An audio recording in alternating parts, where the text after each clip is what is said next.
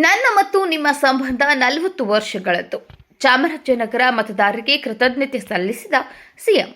ಕೇಂದ್ರದಲ್ಲಿ ರಾಜ್ಯದ ಪರವಾಗಿ ನಿರಂತರ ಹೋರಾಟ ಮುಂದುವರಿಸಿ ರಾಜ್ಯದ ಸಂಸದರಿಗೆ ಸಿಎಂ ಕರೆ. ನನ್ನ ಮತ್ತು ನಿಮ್ಮ ಸಂಬಂಧ 40 ವರ್ಷಗಳಷ್ಟು ಹಳೆಯದು ಮತ್ತು ಗಟ್ಟಿತನದ್ದು ಎಂದು ಮುಖ್ಯಮಂತ್ರಿ ಸಿದ್ದರಾಮಯ್ಯ ಅವರು ಚಾಮರಾಜನಗರ ಮತದಾರರಿಗೆ ಕೃತಜ್ಞತೆ ಸಲ್ಲಿಸಿದರು. ಲೋಕಸಭಾ ಚುನಾವಣೆಯಲ್ಲಿ ಭರ್ಜರಿ ಗೆಲುವು ತಂದುಕೊಟ್ಟ ಚಾಮರಾಜನಗರ ಕ್ಷೇತ್ರದ ಮತದಾರರಿಗೆ ಆಯೋಜಿಸಿದ್ದ ಕೃತಜ್ಞತಾ ಸಭೆಯನ್ನು ಉದ್ಘಾಟಿಸಿ ಮಾತನಾಡಿದರು. ಕೇಂದ್ರದಲ್ಲಿ ರಾಜ್ಯದ ಪರವಾಗಿ ನಿರಂತರ ಹೋರಾಟ ಮುಂದುವರಿಸಿ ಎಂದು ರಾಜ್ಯದ ಸಂಸದರಿಗೆ ಚಾಮರಾಜನಗರದ ವೇದಿಕೆಯಲ್ಲಿ ನಿಂತು ಸಿಎಂ ಕರೆ ನೀಡಿದರು. ನೆಹರು ಅವಧಿಯಿಂದ ಇವತ್ತಿನವರೆಗೆ ಕಾಂಗ್ರೆಸ್ ನಿರಂತರವಾಗಿ ಸಮಾಜದ ಸಮಗ್ರ ಅಭಿವೃದ್ಧಿಗೆ, ಸರ್ವ ಜನರ ಪ್ರಗತಿ ಮತ್ತು ಸಾಮರಸ್ಯಕ್ಕಾಗಿ ಶ್ರಮಿಸುತ್ತಿದೆ, ಕಾರ್ಯಕ್ರಮಗಳನ್ನು ರೂಪಿಸುತ್ತಿದೆ ಎಂದರು. ಅಂಬೇಡ್ಕರ್ ಅವರ ಸಂವಿಧಾನದ ಅಡಿಯಲ್ಲಿ ದಲಿತರು, ಮಹಿಳೆಯರು, ಹಿಂದುಳಿದವರು, ಎಲ್ಲಾ ಜಾತಿಯ ಬಡವರಿಗೆ ಆರ್ಥಿಕ ಸಾಮಾಜಿಕ ಶಕ್ತಿಯನ್ನು ಕೊಡಬೇಕು ಎನ್ನುವುದು ನನ್ನ ಗುರಿಯಾಗಿದೆ. ಇದೇ ಕಾಂಗ್ರೆಸ್ ಪಕ್ಷದ ಆದ್ಯತೆಯೂ ಆಗಿದೆ ಎಂದರು.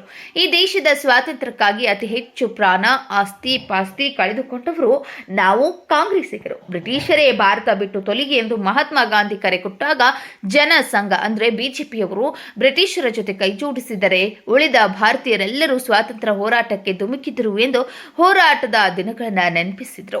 ಸರ್ವ ಜಾತಿ ಜನಾಂಗಗಳ ಅನುಕೂಲಕ್ಕಾಗಿ ಕಾಂಗ್ರೆಸ್ ನಿರಂತರವಾಗಿ ಹಲವು ಭಾಗ್ಯಗಳನ್ನು ನೀಡುತ್ತಾ ಬಂದಿದೆ. ನಾನು 2ನೇ ಬಾರಿ ಮುಖ್ಯಮಂತ್ರಿಯಾಗಿ 5 ಗ್ಯಾರಂಟಿಗಳನ್ನು ನಾಡಿನ ಜನತೆಯ ಮನೆ ಮನೆಗೆ ತಲುಪಿಸಿದ್ದೇವೆ.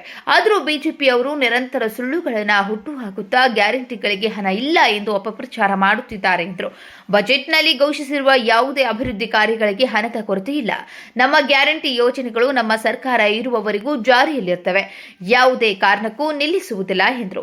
ನಾವು ನುಡಿದಂತೆ ನಡೆದಿದ್ದರೆ ಚಾಮರಾಜನಗರ ಲೋಕಸಭಾ ಕ್ಷೇತ್ರದಲ್ಲಿ 1,80,000 ಮತಗಳ ಅಂತರದಲ್ಲಿ ಕಾಂಗ್ರೆಸ್ ಗೆಲ್ಲಲು ಸಾಧ್ಯವಾಗುತ್ತಿರಲಿಲ್ಲ ಎಂದರು.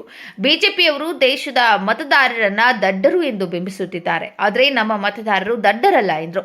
ರಾಜ್ಯಕ್ಕೆ ಬರಗಾಲ ಬಂದರೂ ಕೂಡ ಕೇಂದ್ರ ಸರ್ಕಾರ ನಮ್ಮ ರಾಜ್ಯದ ಪಾಲಿನ ಹಣ ಕೊಡಲಿಲ್ಲ. ನಾವು ಕಾನೂನು ಹೋರಾಟ ಶುರು ಮಾಡಿದ್ವು.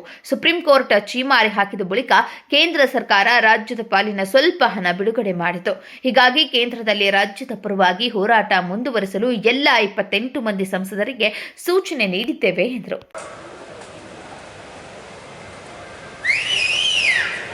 ಜನರ ಮತದಾರರ ಮನವನ್ನು ಒಲಿಸಿ ಸುನಿಲ್ ಬೋಸ್ ಅವರಿಗೆ ಸುಮಾರು 2 ಲಕ್ಷ ಮತಗಳನ್ನು ತಂದುಕೊಟ್ಟಿದ್ದೀರಿ. ಇದು ದೊಡ್ಡ ಅಂತರನೇ. ಇಷ್ಟೊಂದು ಅಂತರದಿಂದ ಅವರು ಗೆಲ್ಲಬೇಕಾದ್ರೆ ನಿಮ್ಮೆಲ್ಲರ ಹೋರಾಟ,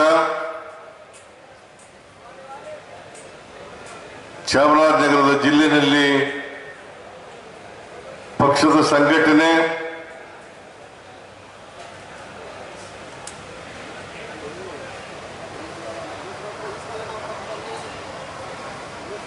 ಈ ಕಾರಣಗಳಿಂದ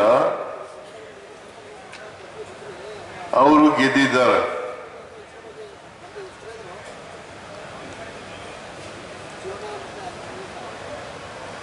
ಎರಡು ಲಕ್ಷ ಮತಗಳ ಅಂತರ ಅಂತಂದ್ರೆ ಕಡಿಮೆ ಅಲ್ಲ.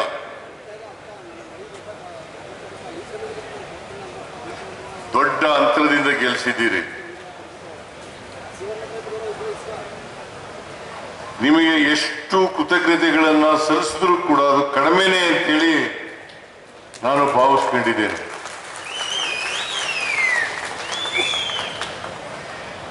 ಮಾದೇವಪ್ಪನವರು,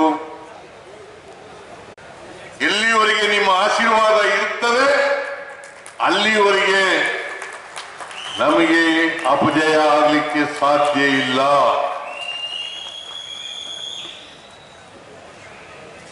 ನಾನು ಈಗಾಗಲೇ 4 ಗಂಟೆ ಆಗ್ಬಿಟ್ಟದೆ. ಇನ್ನೊಮ್ಮೆ ಬರ್ತೀನಿ, ಭಾಷಣ ಮಾಡೋಣ. ಇಲ್ಲಿ ಯಾವಾಗಲೂ ಬರ್ತಲೇ ಇರ್ತೀನಿ. ಅದು ಬೇರೆ ಚಾಮರಾಜನಗರಕ್ಕೆ ಬಂದ್ಬಿಟ್ರೆ ಅಧಿಕಾರ ಹೊರಟೋಯ್ತದೆ. ಅದಕ್ಕೆ ನಾನು 2ನೇ ಬಾರಿ ಚೀಫ್ ಮಿನಿಸ್ಟರ್ ಆಗಿದ್ದೀನಿ ಇಲ್ಲಿ ಬಂದ ಮೇಲೆ.